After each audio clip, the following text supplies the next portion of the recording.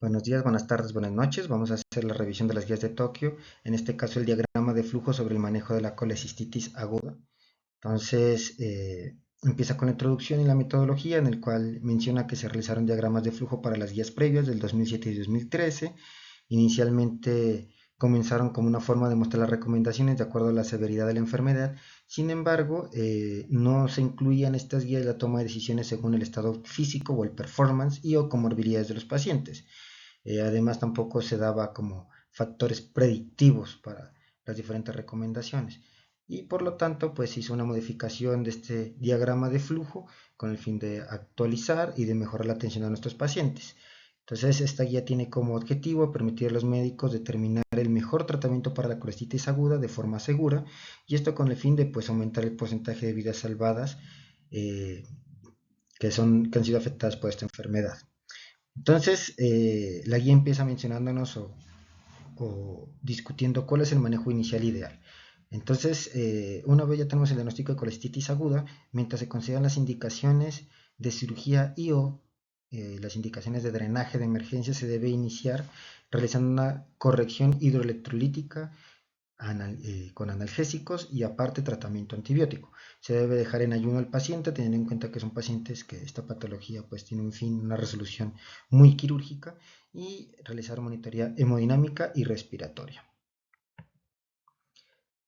Obviamente todo lo anterior, todo lo que hemos mencionado debe ser guiado por la seguridad, como se muestra más adelante.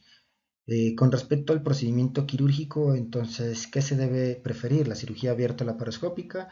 Entonces, pues ya como es ampliamente conocido, yo creo que ya no tiene dudas actualmente al respecto. El procedimiento laparoscópico es muy superior al abierto. Eh, a nivel mundial, los cirujanos que se están formando, de hecho, ya tienen un déficit en cirugía abierta con respecto a este procedimiento debido a su poca realización. Y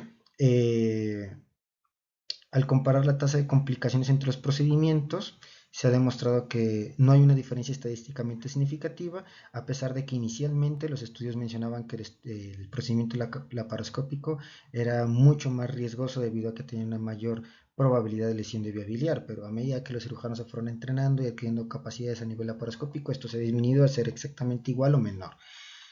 Lo que sí es claro es que el procedimiento laparoscópico generalmente resulta en menos dolor, menos estancia hospitalaria, periodos de recuperación menores, y tiene aproximadamente el mismo costo que el procedimiento abierto, por lo cual se debe considerar siempre el procedimiento laparoscópico. Otra cosa es que antiguamente se creía que la colecistitis aguda era una contraindicación para el procedimiento laparoscópico debido a que dificultaba técnicamente la recesión del mismo y aumentaba el riesgo de complicaciones, pero actualmente es todo lo contrario. Entonces es el procedimiento de elección, sin importar qué tan agudo es el caso. ¿Y cuál es el tratamiento adecuado? Entonces, la guía nos menciona que la estrategia de tratamiento se debe elegir después de evaluar la severidad de la colecistitis.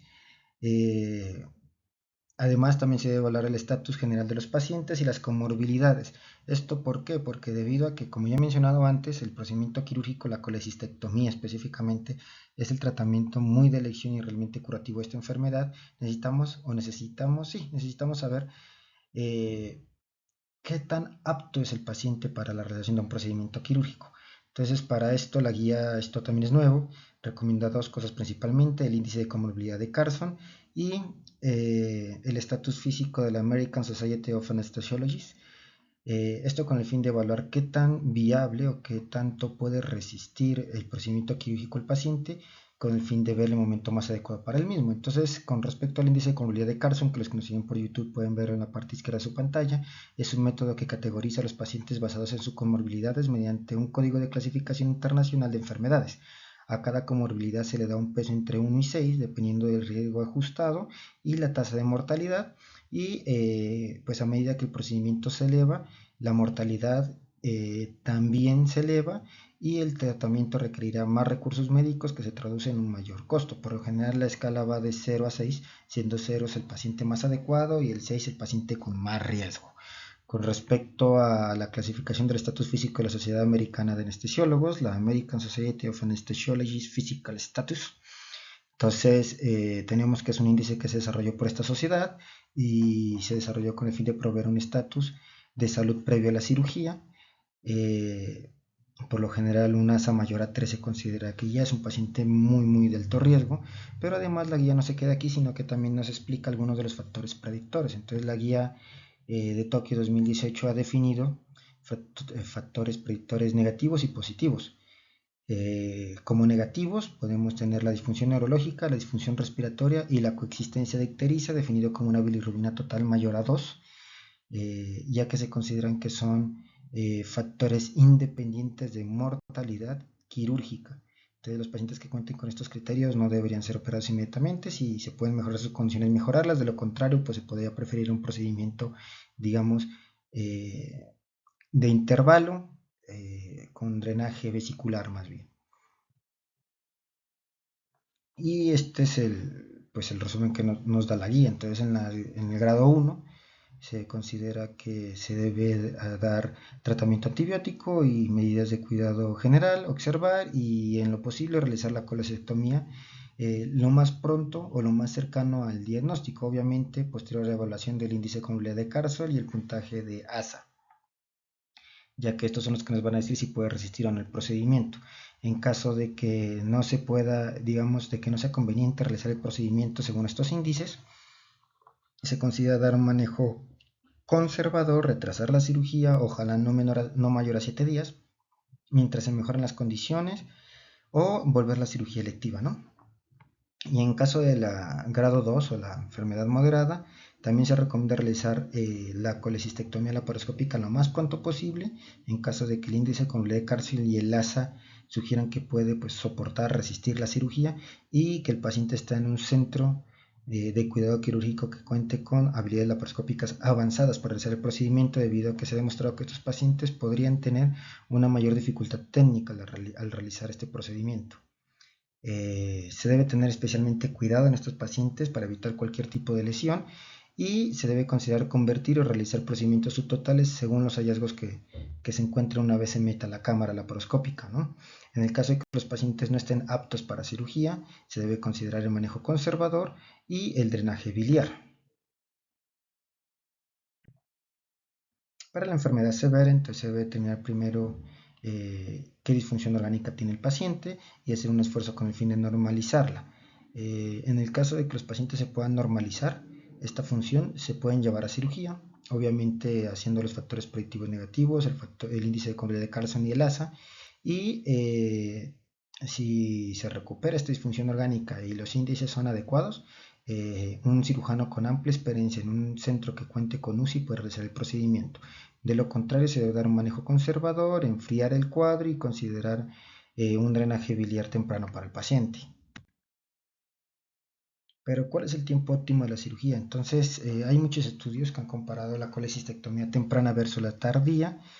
Siempre, digamos, todos están a favor de la colecistectomía temprana, pero también ha habido mucha disparidad con respecto a qué es temprano. Hay algunos estudios que mencionan dentro de las primeras 24 horas del ingreso, otros mencionan como dentro de las primeras 72 horas y otros hasta una semana después. Lo que sí es que, a pesar de que no hay un consenso en la literatura, se va a considerar para esta guía un temprano, un espacio de tiempo menor a una semana desde el inicio del cuadro o el diagnóstico, ya que se consideró que este tiempo permite una reducción de los costos, la estancia hospitalaria, y además disminuye la probabilidad de que el paciente requiera una cirugía de emergencia o tratamientos adicionales. Entonces, ¿cuánto es el tiempo óptimo? Menor a 7 días. De lo posible, el mismo día del diagnóstico, dependiendo obviamente de la severidad, dependiendo también del cuadro que vimos previamente. Y entonces, teniendo en cuenta esta recomendación, ¿cuándo se pospone una cirugía? A ver, explícame, ¿cuándo se pospone? Entonces, para la enfermedad leve a moderada, se sugiere que un índice de comorbilidad de Carson igual o mayor a 6 o un ASA mayor a 3 son predictores de que el paciente no esté en condiciones de ser operado y se debe posponer la cirugía.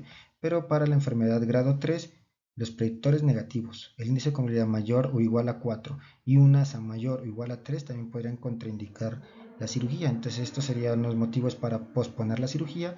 Habría que considerar mejorar esto, poner al paciente en condiciones con el fin de que pueda soportar el procedimiento y o hacer el procedimiento de forma electiva, resolver este proceso inflamatorio actual, antibiótico, etcétera, etcétera, y de forma electiva llevar el paciente a colecistectomía. Una vez el paciente se le ha hecho colecistostomía por drenaje biliar, ¿qué es lo que se debe hacer? Entonces, la verdad es que no hay reportes para hacer recomendaciones de calidad sobre el tiempo adecuado después de una colecistectomía, después de un drenaje vesicular transepático, que es lo comúnmente llamado colecistostomía, y desafortunadamente esta guía no nos va a responder esta pregunta debido a que no llegó a un consenso. Menciona que se hicieron 2 estudios en los cuales describen mejores resultados haciendo la colecistectomía de 4 a 6 semanas después de la realización de la colecistostomía, pero la evidencia no es robusta. También mencionan que hay un estudio hay un estudio grande que es el ensayo chocolate, el Chocolate Trial, pero pues esto fue algo que se escribió en el 2018. Estuve investigando este ensayo, pues si quieren, lo comentan, pues podemos revisarlo después, pero fue en este mismo año, en el 2018, unos meses después, digamos, publicado, y realmente no responde esta pregunta. Lo que ellos responden es si la colecistectomía, enfermedad moderada o severa, fue igual que en la leve. Entonces, no sé si fue un error de la guía mencionar este estudio aquí, pero en conclusión sería que no hay un tiempo específico, pero pareciera ser que de 4 a 6 semanas es un tiempo prudente.